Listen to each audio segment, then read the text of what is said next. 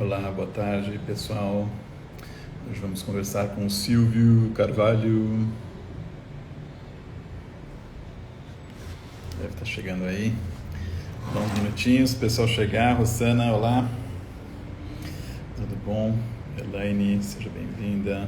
José Roberto, Suzane, sejam todos bem-vindos. Essa semana tivemos várias lives ao meio-dia. Marta, olá, tudo bom?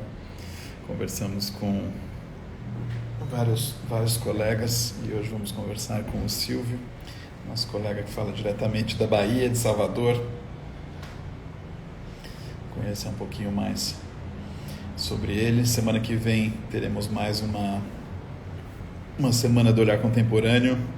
Quem estiver aqui e não tiver participado, corre lá e aproveita. 3 aulas gratuitas para conhecer um pouquinho mais o nosso método. Falamos na Semana do Olhar Contemporâneo sobre 3 artistas ali incríveis. Marilu, Jane, tudo bom? Wayne, Ernesto.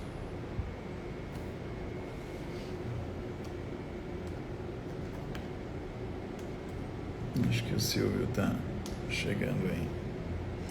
Denise, Corte Real. Tudo bem? Essa semana está agitada.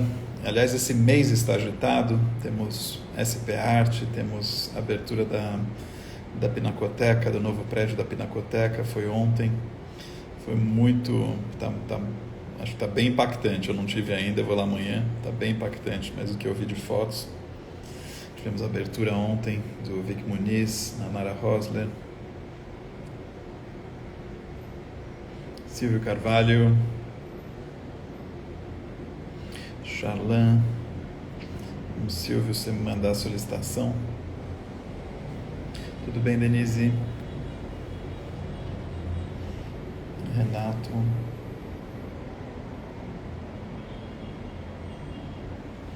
Silvio deve estar entrando aqui.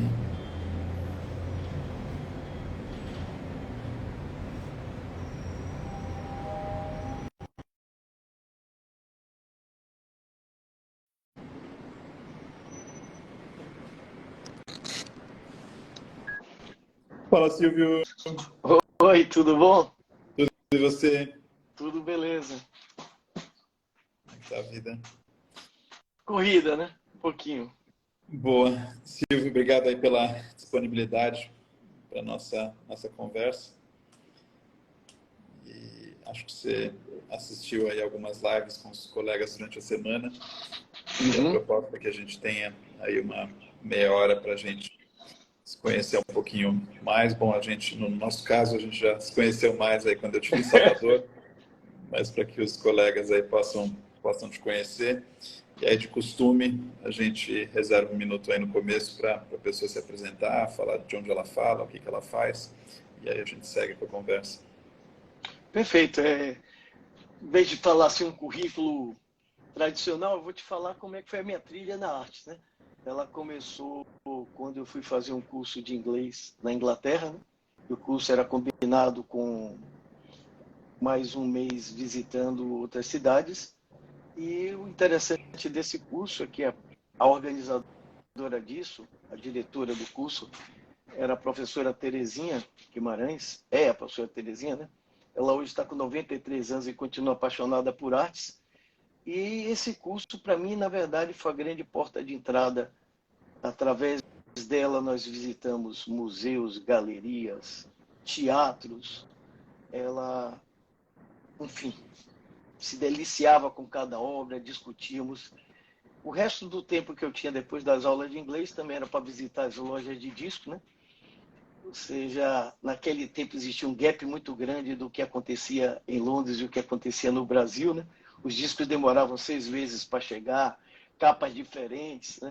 Enfim, então, comprar o disco, discutir com os donos das lojas, trazer esse disco, era uma coisa muito interessante, assistir os shows, né?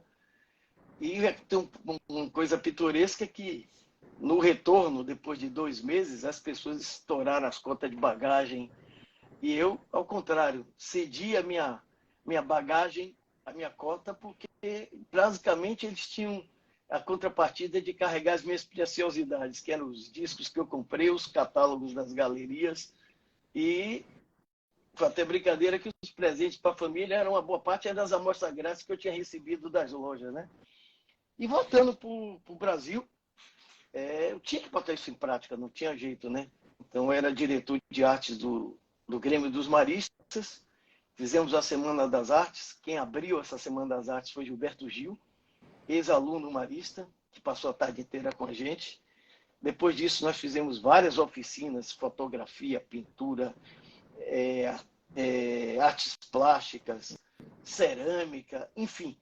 A arte ela já estava na minha vida, já tinha grudado, que eu não tinha como, sei lá, sair disso, né? Não tinha como ignorar o impacto que eu tive de viver no outro país, ter acesso a outras pessoas, conversar sobre cultura. E o grande dilema era, naquele tempo a gente chamava o segundo colegial, tinha que fazer o vestibular e que profissão era, né? E aí decidi, a única forma que eu tenho de combinar arte e continuar viajando é fazer comércio exterior. E aí decidi, não tinha comércio exterior, fiz administração. Só que na prática a coisa muda um pouco. Já ainda estudava, trabalhava no polo, viajava 1 hora, voltava às 6 da noite. E depois de 10 anos, eu descobri que tinha uma incompletude muito grande na minha vida, né? Eu estava faltando algo sério, ou seja, toda aquela energia da viagem desaparecido, a minha maneira de ser questionadora, de estar em atividade, por uma questão de até tempo físico, eu não estava tendo. E aí, nesse tempo eu já estava casado, decidi com minha esposa a gente fazer o mestrado, né? E o lugar escolhido foi Londres, né? Aí depois de 10 anos eu fui morar em Londres, fomos morar em Londres, né? E já com uma coisa é você ir como visitante, outra coisa é você ir como imigrante, né? Na live de ontem a gente comentou muito isso, né? Foi muito interessante a abordagem que foi dada e efetivamente foi esse mestrado foi ao mesmo tempo fim para eu me capacitar tecnicamente, que eu vi que o meu curso de administração tinha sido muito fraco, fim para que eu desse um upgrade na minha carreira de fotógrafo, queria que as minhas fotos tivessem uma abrangência internacional, pudesse ser vendidas nos Estados Unidos, em outros lugares, na Inglaterra, né? Então tinha esse pensamento e meio para voltar a conviver com pessoas de outras culturas, aprender com elas, ter experiências gastronômicas. Foi uma coisa muito boa, né? Então, Silvio, esse foi eu... Boa, obrigado. Não, tem algumas coisinhas que eu queria te perguntar, assim, porque o que me interessa são as pessoas na totalidade, né? E não, assim, uma área da vida ou outra área da vida, mas entender a interação. E você falou né, das suas áreas da vida, da arte e das outras, e você falou no sentimento de incompletude. A minha pergunta é, onde é que eles se completavam? Eles, na verdade, eles se associavam com a vida privada. Eu aprendi a ter metas, eu aprendi a ter objetivo, eu aprendi a ter uma disciplina. Já quando você vai para a arte ela trabalha com o abstrato, ela trabalha com um conceito de que a inspiração só basta. E, na verdade, o que é que eu consegui trazer o pensamento fora da caixa para a minha vida profissional, de imaginar soluções não convencionais e, ao mesmo tempo, na minha profissão, a forma de pensar profissional, eu consegui levar para o exercício da arte. Ou seja, ter uma finalidade, ter uma forma, ter um estudo, não bastava só a inspiração, né? Eu gosto muito da frase de Picasso que diz a inspiração precisa te encontrar trabalhando. Então, essa disciplina foi exatamente a completude. Eu comecei a tratar isso como 2 vasos comunicantes. Entendi.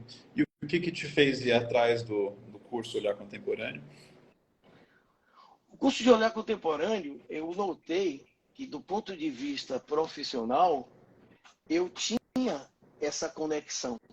Até porque, com empresa, você tem que trabalhar com as ferramentas locais, você tem que discutir. Eu, no momento que peguei a parte de comércio exterior, eu continuei a visitar muitos países, a ter contato com muitas pessoas. Nessa brincadeira foram mais de 30 países. Enfim, e quando eu ia para a arte, eu notava que a minha lógica artística ainda estava preso aos conceitos, já que a minha fotografia ela é muito influenciada pela pintura. E é uma lógica, usando até a palavra que você fala, havia um gap entre a forma que eu via o lado do trabalho e a forma como eu tratava a minha arte. Eu precisava ter um olhar contemporâneo da arte, eu precisava ter também referências contemporâneas. Então, essa foi o primeiro ponto. E conversando com a Ângela Pititinga, que é minha parceira, ela mostrou um entusiasmo impressionante sobre o seu curso. Eu disse, pô, essa aí é que é a pegada. Então, foi por aí que eu fui motivado a participar do Olhar Contemporâneo. Dá esse equilíbrio. Sim, interessante. E como é que está sendo? Está te trazendo referências e te fechando esse gap? Olha, eu acho que o teu curso, na verdade, ele é mais que um curso. Ele não só informa, ele transforma. Isso é um diferencial muito grande, porque assistindo às aulas é difícil você continuar o mesmo. Como se diz aqui na Bahia, não dá para eu entrar uma coisa por um ouvido e sair pelo outro. Ou seja, a reflexão sobre a sua zona de conforto. Então, isso é muito interessante.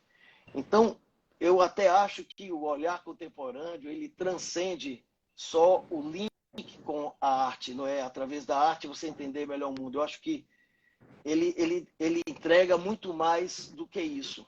Ou seja, tem as aulas, tem o material, tem as comunidades, mas tem um bem muito precioso, que são os colegas, as pessoas. Você comenta que vamos fazer parte de um grupo de 3% que vão entender arte, mas eu não sei de quantos por cento tem a felicidade de ter um grupo de discussão como o que a gente tem no curso. Não sei se percentual vai ser difícil até de mensurar, mas o fato é que terminam aprendendo muito com eles. É tanta informação que o que acontece? Eu que sou uma pessoa que normalmente gosta de falar, eu cada dia estou ouvindo mais, eu cada dia estou aprendendo mais pela diversidade, pela abordagem que você tem, ou seja, a questão de ter 3 perguntas e ter um posicionamento, ele cria um desconforto muito bom. O desconforto de você ter que analisar que as coisas podem não ter uma resposta certa, que a linha entre elas ela é muito tênue, né? Enfim, me remete à experiência de você tá vendo versões diferentes quando você tem contato com vários povos, quando você tem contato com várias culturas, isso acontece.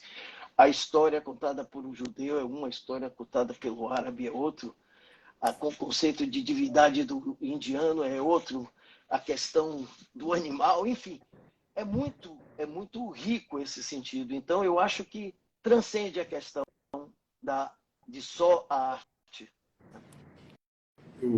Alguma obra em específico que te marcou?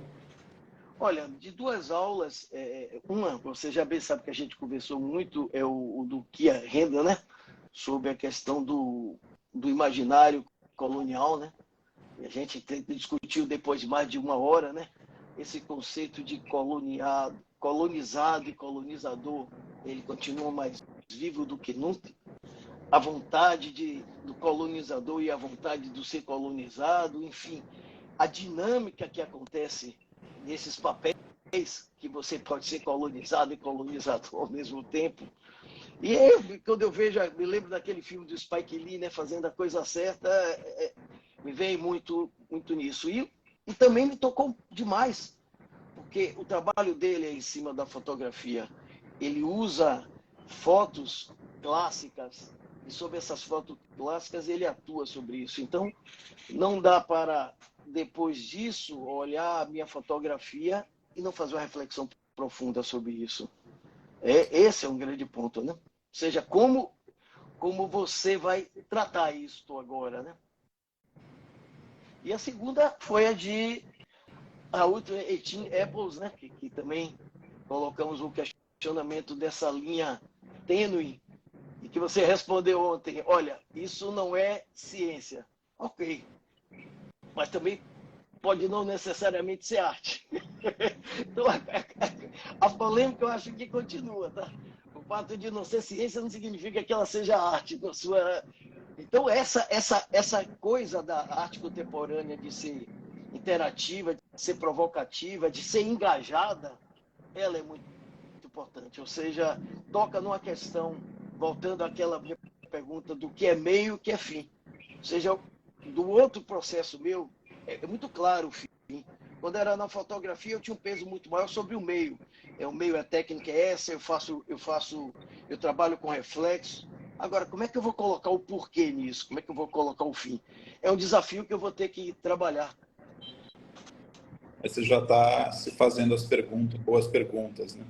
E acho que uma outra coisa que me ocorreu, que eu queria comentar, quando estava falando da aula do Quilo Anjo, que é a renda, né, sobre o imaginário colonial, a gente teve a oportunidade, foi muito agradável, de ir naquele evento lá que vocês me levaram perto de Salvador, ali era Praia do Forte, né, onde tinha aquele castelo. E eu fiquei, a minha vida em São Paulo, é claro que a gente tem o centro histórico e tem ela é sobretudo em, né, imóveis ou ruas ali criadas, né, o meu imóvel aqui é da década de 60 então essa questão do imaginário colonial é uma coisa que, claro, né, quando você está com o olho treinado, você vê ele em toda parte, mas a gente estava juntos naquele castelo e eu não sei se a gente estava juntos quando, né, porque eu fui para a parte de trás do castelo quando eles fizeram um filme contando a história do castelo. E não tem como, tendo passado pela aula do imaginário colonial, e aí no meu caso, né, facilitando aí essa aula repetidas vezes, então essa informação fica muito forte na minha cabeça, não ver a cada vez que eles dão a narrativa do lado do colonizador, a narrativa do lado do colonizado, para mim, grita. Né? Com certeza. Então a gente estava lá e eles estavam falando do triunfo não lembro qual era o nome do personagem Garcia ali, né? Mas Dávila. Garcia Dávila, né? Então, o triunfo, Garcia Dávila foi lá e expandiu as terras, acabou com os índios, nossa, que gigante da colonização, né? Tinha aquela narrativa toda como ele sendo um herói, colonizador e tudo. E cada vez que falavam isso, que ele tinha expandido, que ele tinha enriquecido, na minha cabeça gritava assim, exterminou, matou, desmatou. Então, quando a leitura, né, de quando você passa por uma aula dessa, e no meu caso, eu não consigo abstrair assim, e me empolgar com um discurso colonial da forma como eu conseguia antes de passar por essas transformações. Assim. E acho que na Bahia, né, eu até fiquei num bairro que era mais novo, né, mas acho que tem muito essa celebração, né, e é claro, né, tem muitos monumentos históricos, tem muita arquitetura. Essa questão do colonial é muito presente. Então, acho que é uma aula que deve impactar, né, vocês que, né, que estão vivendo diariamente com esses monumentos, essa arquitetura.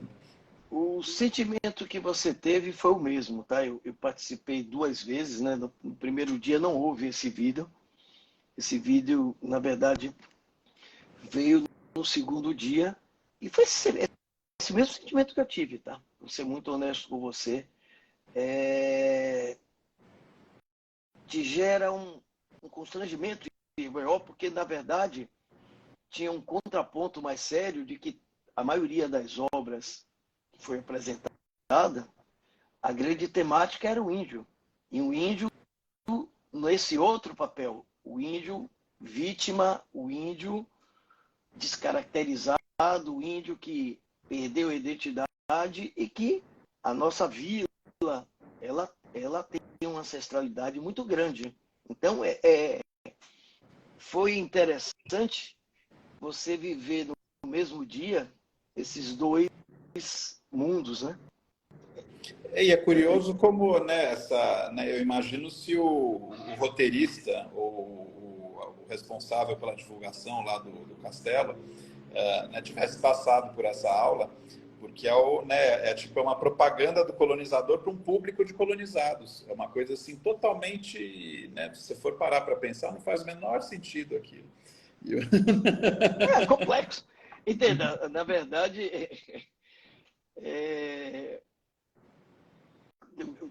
mudar a história, a gente diz o seguinte, não pode mudar a história? Pode sim, você pode reescrever essa história. O A história passado, pode... né? O futuro não passar, sabemos, mas o o futuro não passado... sabemos, mas o passado a gente pode reescrever. Ou seja, é uma lógica para que talvez quem não pense isso com um olhar contemporâneo diga não, o passado você não pode mudar, você pode mudar o futuro. Não, negativo.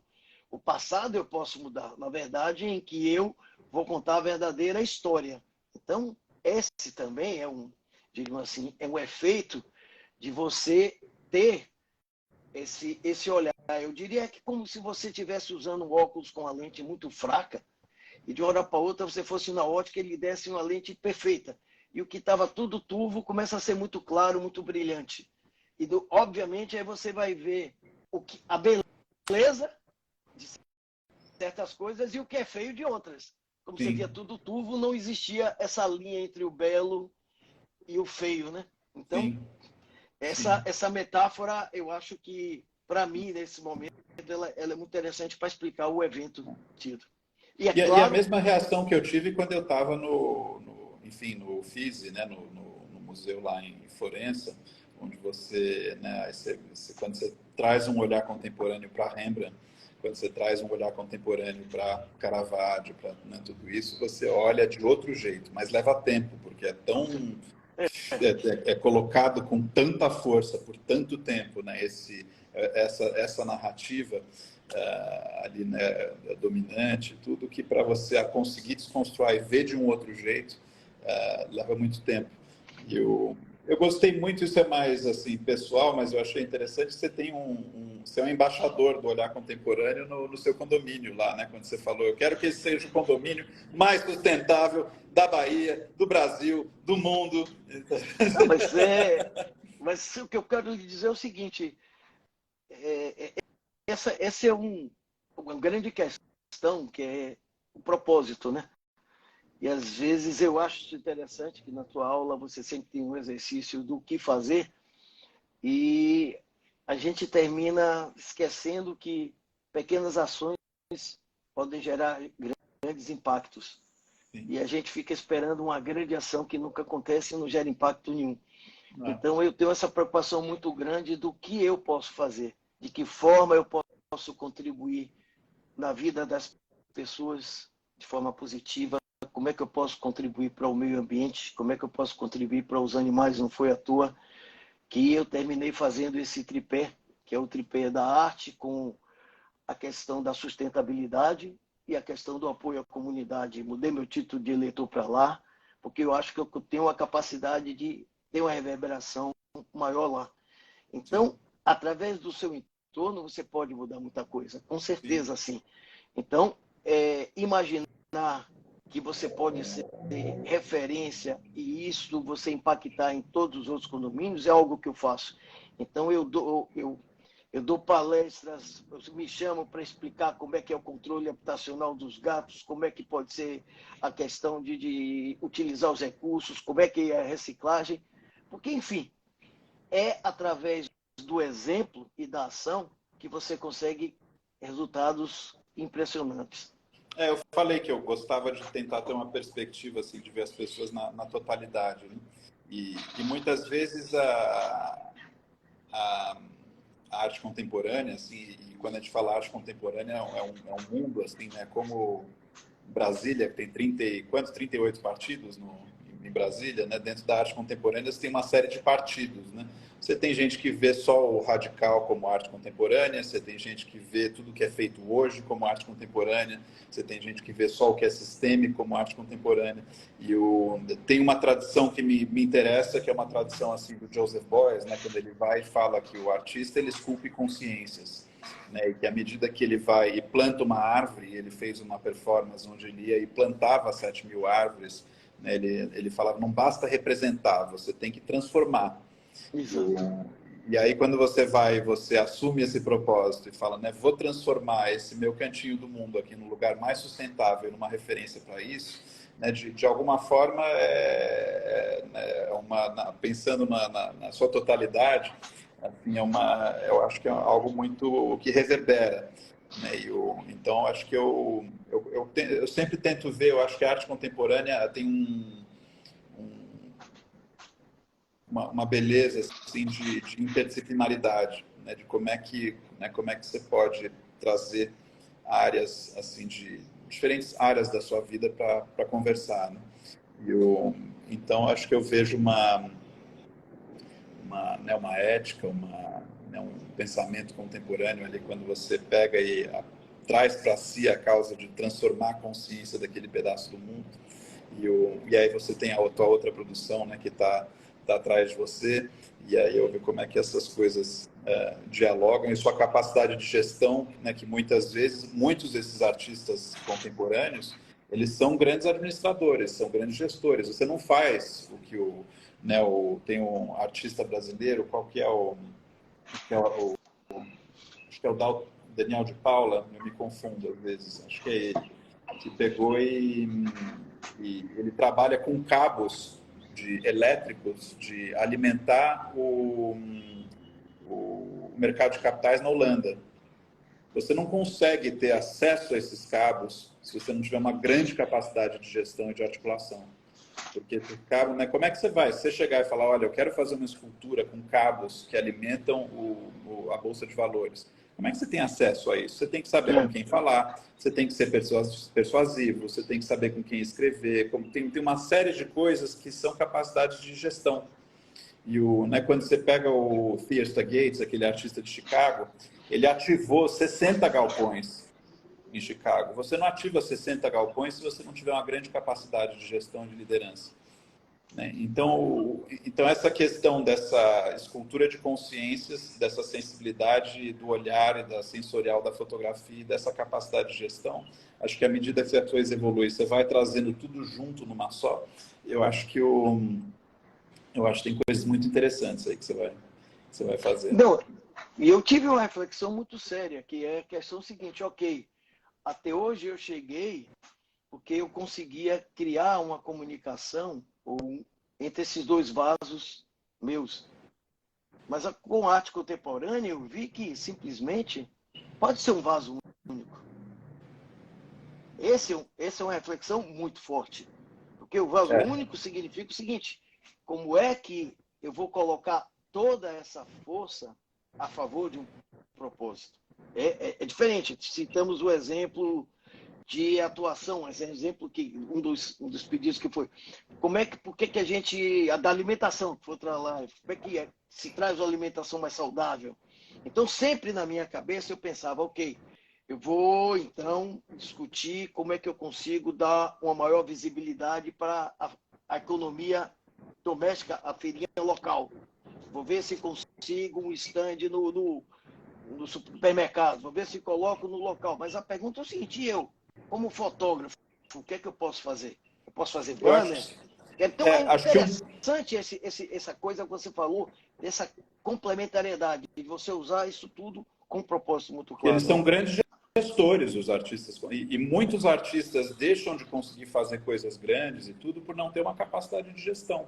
E às vezes talvez duas, assim, limitações é a capacidade de remover alguns equívocos românticos, né, de achar que a arte tenha que ser uma coisa ou que tenha que ser outra, né, e se libertar disso e às vezes conhecer algumas referências, assim, algumas tradições. Né? Eu vou dar um exemplo. Esse artista que ativou 60 galpões, o Fiesta Gates, quando ele começou a fazer esse projeto, ele fazia performance. O que ele fazia? Ele batia na porta dos galpões que estavam para alugar.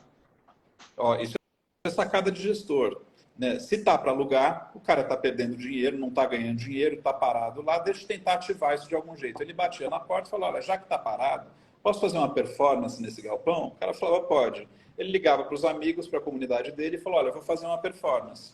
As pessoas vinham ver a performance e ele começava a limpar o galpão. Fique olhando para frente. Não se distrai olhando para um lado e para o outro. Aí ele falava, a minha performance é a limpeza. Aí ele começava a varrer e tudo, vocês querem me ajudar nessa performance? E as pessoas começavam a limpar o galpão. De repente o galpão estava limpo. Aí ele ia lá e pegava dessas lojas de DVDs e tal, que estavam fechando, e pegava os vídeos, os DVDs de cineastas e atores negros. Levava para esse galpão, falava com um grupo de estudantes que tem muita energia ali e às vezes não sabe como empregar essa energia, e falava, vocês querem tocar uma cinemateca de artistas negros nesse galpão? E ativou esse primeiro, e depois ativou um segundo, um terceiro, ativou 60, e aí o que ele fazia? Ele colocava em exposição o bar do galpão na galeria. Quando você chegava na galeria, você via o bar, você via o chão, um pedaço do linóleo do chão do galpão na galeria, porque aquilo que eles eram resíduos, eles eram lembretes, eles eram testemunhas de uma transformação de consciência que aconteceu naquele espaço. Fisicamente é o mesmo espaço, mas antes ele tinha uma identidade, lugar abandonado e tudo, depois ele passou a ter outro, de ser um hub de mudança de mentalidade de toda uma comunidade. Então, acho que se você traz essa sua capacidade de gestão, com essa sensibilidade, não sei na prática o que seria, se você começa, né, a fotografar as oportunidades, os ambientes, os lugares no seu condomínio que tenha possibilidade de melhoria, porque aí você já está fazendo essa sensibilização, ou se você traz as pessoas para fotografarem com você ou para um evento, porque aí você está usando a sensibilidade formal para ativar uma consciência. Uma vez que você tem consciência, você tem agência, né? Você usa o... Então, depois assiste tem um TED do Fiesta Gates, eu te mando o link, e acho que foi para mais de 1 milhão de pessoas, é um TED super popular, de como ele junta essa questão do propósito com a questão da comunidade, com a gestão, com a estética, e faz tudo funcionar de uma forma só muito potente, e aí o meio artístico reconhece e o cara é um dos grandes artistas contemporâneos, né? Porque o olhar contemporâneo prestigia esse tipo de integração ali de disciplinas e de ação comunitária e consciência e tal. É muito interessante que a gente só se dá conta de que o nosso olhar, ele evoluiu no sentido das organizações, da forma de trabalhar, da forma de interagir, mas quando você olha para a arte, realmente é o que você falou. A gente continua tendo um olhar estático, um olhar em que você não, digamos assim, você não dialoga com a arte. E quando você vê que você pode ser a parte da arte, você pode ser a parte do quadro, você pode, ou seja, no fundo, o que você está fazendo é você tendo a mesma interatividade que você tinha para o resto. Aí a pergunta é, então por que ele continuou sendo obrigado a ter um olhar tradicional sobre a arte e você, para o resto, você evoluiu? É uma grande reflexão. Não? Isso segura muita gente, né? Se você pega uma das grandes mudanças assim, né, do pensamento ali no meio para o final do século XX, do construtivismo, do pós-construtivismo, é que antes você olhava para o sistema como se você não fizesse parte dele. Como se você estivesse sentado, olhando o mundo e analisando. Depois disso, o que aconteceu? Veio essa filosofia de que você faz parte dele. O teu olhar, você não tem como se distanciar dele. Porque você já é um profissional, já passou por uma faculdade, aquela faculdade tinha uma ideologia, você está num bairro, aquele bairro tem uma cultura, o teu olhar já vem carregado de uma identidade. Então, já que ele já vem carregado, já que você faz parte do sistema, você não é uma engrenagem à parte, e é isso um dos desafios assim, de alguns curadores com arte de parede, né? Porque a arte de parede, você está longe, você observa ela e você passa e vai embora. Você vê esses trabalhos que eu apresento no curso de segunda-feira, você não tem como... Né? Você vira parte né, só o cooking section, só o medo, a fobia que o Waiting Apples, a fobia que ele te desperta, né, e você olhar e ver essa intervenção tecnológica, sendo que a gente está diariamente, né, lidando com a tecnologia. O fato de não poder ser mostrado numa galeria, ele teve que apresentar a obra dele no laboratório. E o caso do Cooking Sections, com aquela plataforma no mar, você senta lá e você come ou não come. O público, ele faz parte e quando você sai e almoça em outro lugar, você lembra daquela experiência. Então, essa separação entre você tem um artista aqui, um objeto artístico lá e um público que chega e passa, tudo isso é uma concepção mais moderna, assim, ou de um certo, né, ela existe ainda no contemporâneo, mas se você vai nas residências de ponta, se você vai ver os artistas, os curadores, os teóricos de ponta, eles já, né, têm uma perspectiva muito integrada. Você não consegue falar, né, é o desafio de segunda-feira. O pessoal fala, mas isso é ciência ou isso é arte? Se você consegue falar com muita facilidade o que é o que, é porque você não está desestabilizando, não está tirando da zona de conforto. Quando você olha e você fica na dúvida, é porque tem alguma coisa acontecendo ali, tem algum risco sendo assumido. A questão da dúvida é uma grande motriz, né? E no caso da arte, nós temos aqui um grupo que a gente chama de Roda das Artes, que são a participação de vários artistas, e a grande discussão é, ok, nós temos fotógrafos, nós temos ceramistas, nós temos pintores, nós temos grafites. Agora a pergunta é, mas nós continuamos tendo as barreiras. Então, uma provocação, por que é que nós não fazemos agora uma arte plural? Por que é que nós não vamos criar um conceito coletivo? Porque esse é o grande ponto.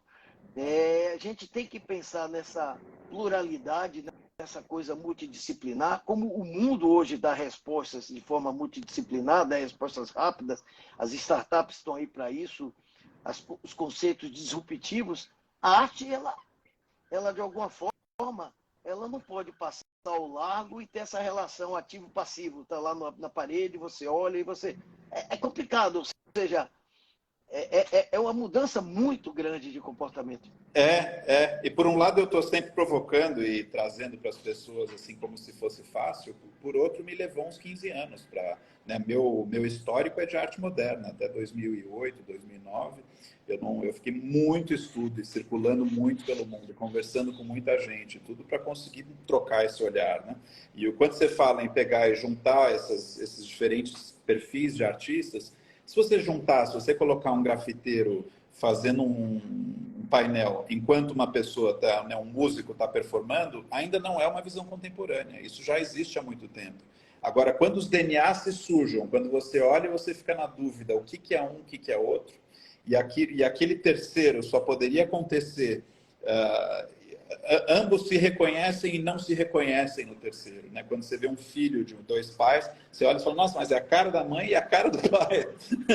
Se você olha, você consegue separar, não é uma concepção contemporânea ainda, assim, é como, né, é só você olhar, assim, a gente não consegue entender o coronavírus sem olhar para o meio ambiente, a gente não consegue entender o meio ambiente sem olhar para a economia. Essa visão fragmentada, ela está superada.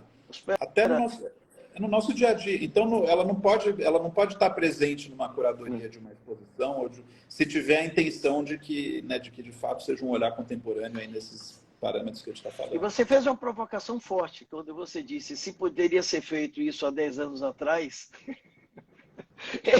Essa é uma provocação, é uma pergunta que tem que ser feita. Eu me faço essa pergunta. É uma pergunta complexa. E é claro, a gente tem que ter também o bom senso e dizer o seguinte: existem outras artes que não é arte contemporânea, não significa que só é arte contemporânea que existe, mas é importante dizer o seguinte: no conceito de arte contemporânea, no propósito do que a gente está falando, essas questões são importantes.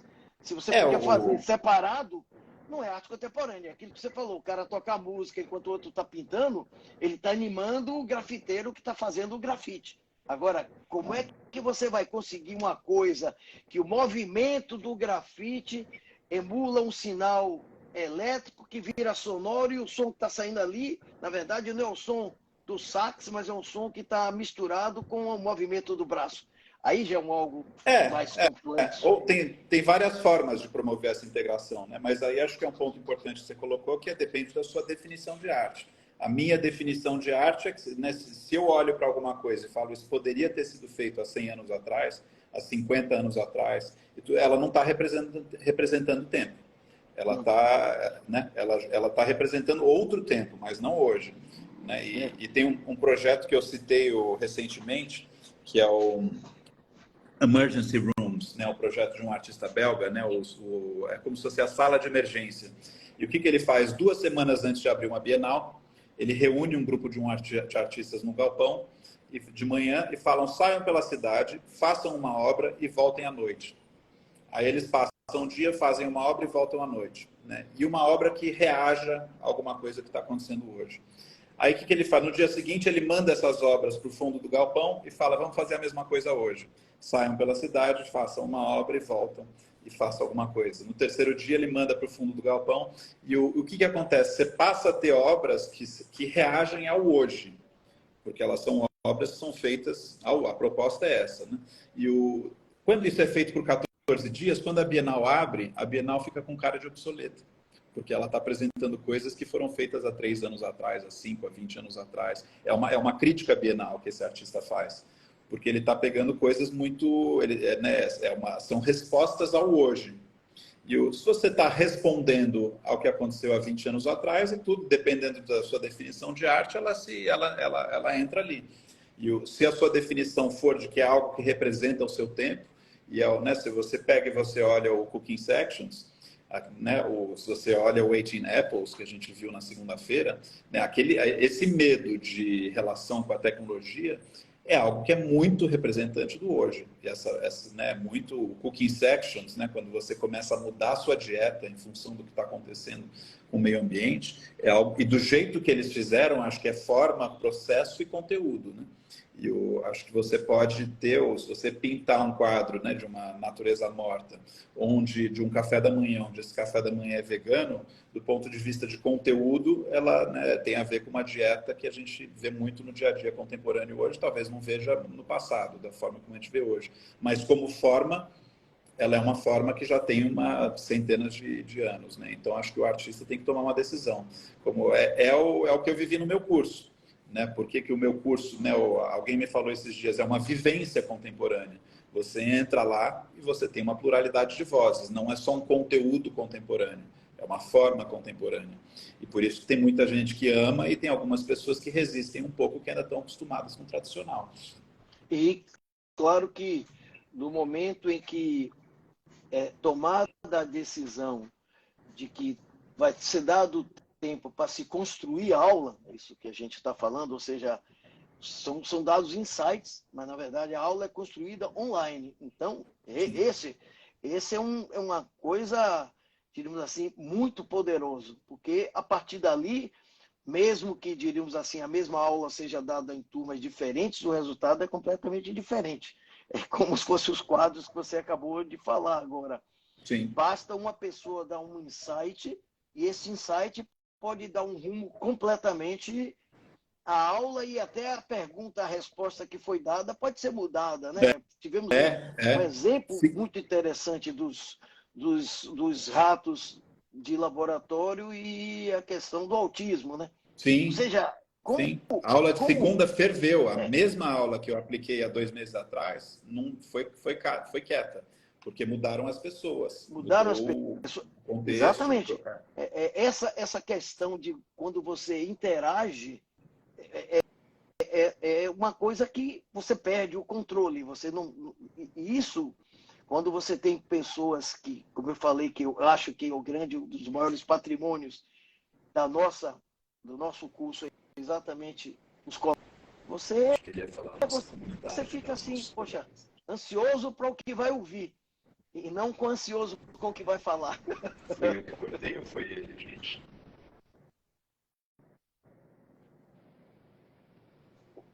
Você falou o maior patrimônio, aí depois falhou para mim. Não sei se foi. Não, eu disse o maior patrimônio são exatamente os nossos colegas. Você fica ansioso com o que você vai ouvir do que com o que você vai falar. Isso é uma coisa muito, muito interessante.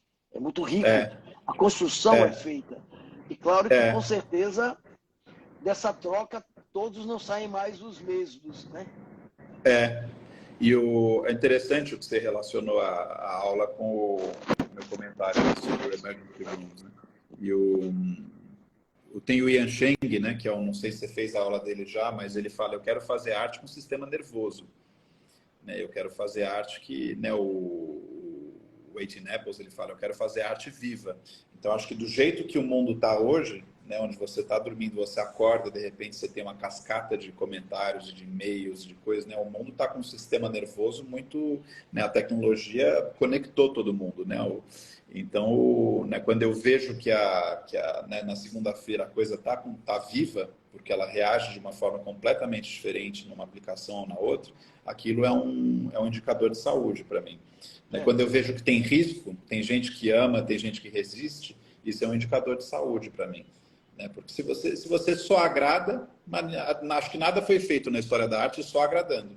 Né? Sempre gera Acho que nada foi feito na história da inovação, da medicina e tudo só agradando. Porque quando você muda alguma coisa, você gera resistência. Claro. Né? E o desconforto é algo que é muito importante. Porque o desconforto exige de você um novo posicionamento. Ou seja, você conviver com o desconforto é um mau sinal. Ter o desconforto é um bom sinal. Né?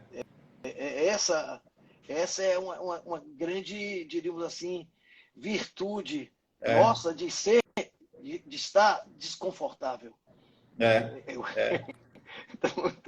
Então tem que ser visto de uma forma positiva. Esse é um grande ponto. E, de novo, o que é desconfortável para um e é confortável para outro é um objeto de reflexão. Porque é confortável para ele e não é para mim. Então, de repente, a gente começa a mudar os nossos conceitos. E aí, de novo, o ser humano é o que está por detrás disso tudo. Você pode ter a tecnologia que quiser, você pode usar o que quiser, mas, no fundo, o que a gente está falando é de gente que é o produto do quê?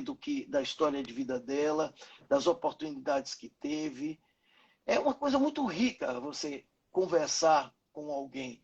E a forma de expressão do ser humano, uma das mais fortes, sempre foi a arte, né? Sempre foi a arte, né? Então, isso é muito interessante também, né?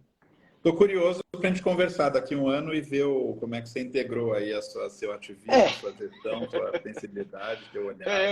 Com certeza, não tenho dúvida. Não, são coisas que abertamente eu estou colocando e que está me gerando essa questão. Ou seja, a minha fotografia é uma fotografia minimalista, é uma fotografia que ela trabalha muito com a natureza, mostrar, digamos assim, ela agora tem que me focar mais no porquê e não no como. Ou seja, como trabalhar esse porquê e como integrar isso tudo. É um exercício difícil, eu concordo, mas eu acho que vai ser muito importante fazer esse caminhar caminhando, né? Tem que caminhar, não tem jeito, né?